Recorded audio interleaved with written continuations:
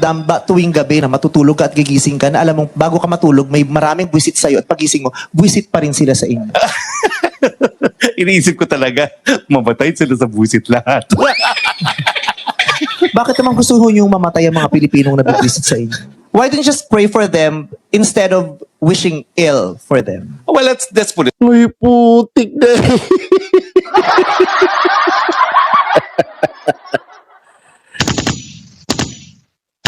Harry Roque, nagmamaang-maangan kang hindi tinitira rito ni Meme Vice. Binabanatan ka na.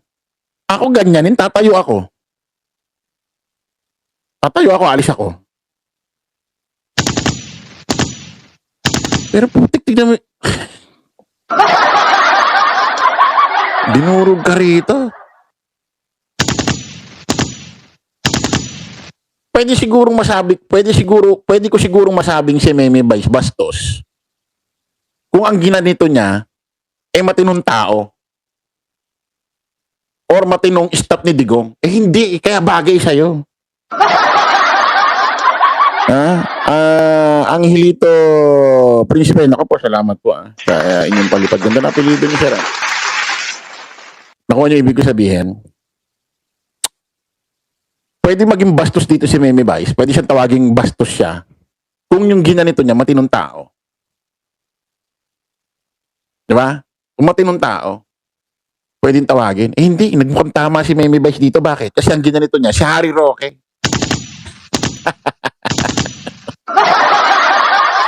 Ha? Putik, tignan mo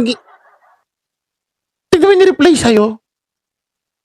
Harry Roque. Putik, international lawyer. Napaikot ka ng ganito. Putik, dinrive ka rito, no? Mukha kang tanga, no? Putik. Ulitin natin yung konting. Oo, alam ko yun.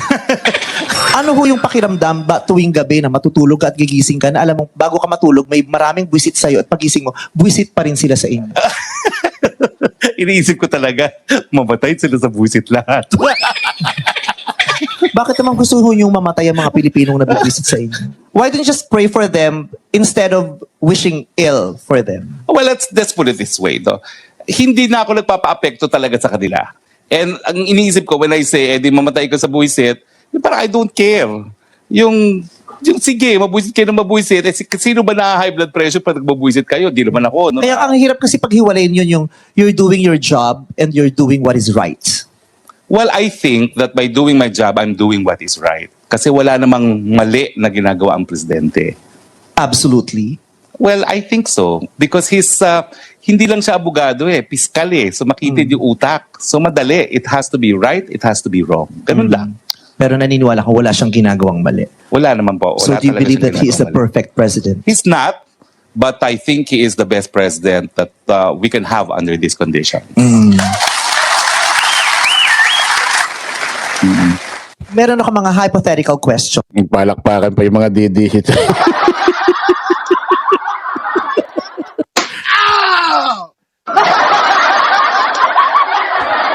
Buti kawawa si Harry Roque rito, no?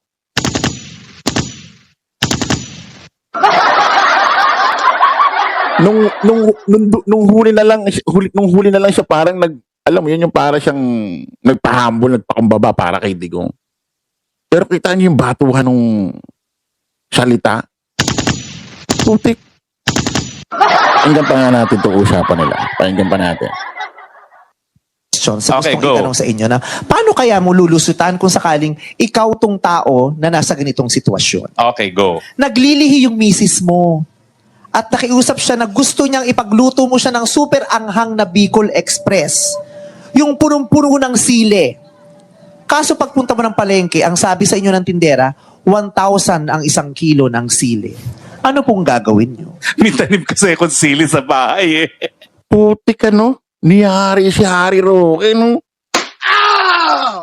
Kasi nung time ho na yan, mga kababayan, naaalala nyo, nung time ni Digong, natatandaan ninyo? Umabot ho yung presyo ng sili na 1,000 mahigit. Tatandaan nyo yun? Putik, binato kay Harry Roque.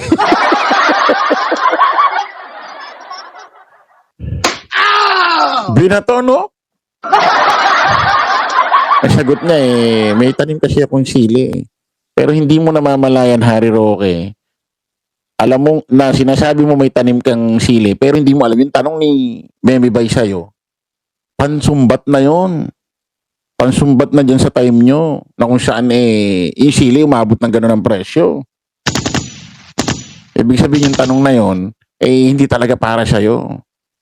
Oh, kumbaga para ipamuka na nung term nyo, yung sinasabi nyo kay Pangulong Bongbong ngayon, ang mamahal ng bilihin, mas matindi nga sa inyo. Dami nagsasabi. Di ba naalala ninyo? Nagmahal ang mga presyo ng bigas, tapos na-issue may mga bukbuk pa.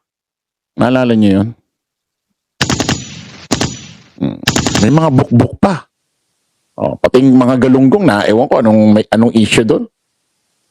Tuloy natin. So, hindi ako apektado ng 1,000. Hindi, kung kayo May po sarili ang- akong sili sa bahay. Na-misinterpret niyo po ang question. Kung Oo. kayo po ang nasa sitwasyong ito. Well, ikaw naman, hindi mo naman kailangan ng 1 kilong sili labuyo para mapaanghang, no? Bibili ka lang ng tingi at dikid mo na lang yon para lumabas yung anghang. Saka mo gawin yung Bicol Express mo. Kasi ang So, siling bibili ka ng labuyo, tingi. tingi. Okay. Next question.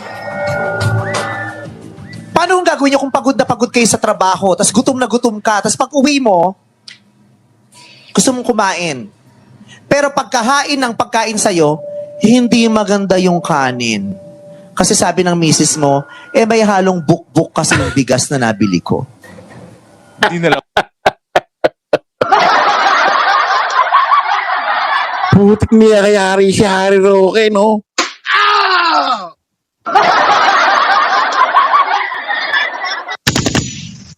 Sabi nung ni Roselyn Isidro, parang galit si Memi Bay. Ako tingin ko galit talaga. Pati yung daway ng pananalita niya, magbigkas ng word, no? Ang tigas. Tingin ko hindi niya gustong ma-interview to si Harry Roque. Kaso, no choice. Yun yung inimbitahan ng production. Yun ang inimbitahan ng production. Pwedeng inimbitahan din talaga nila para magago nila dyan.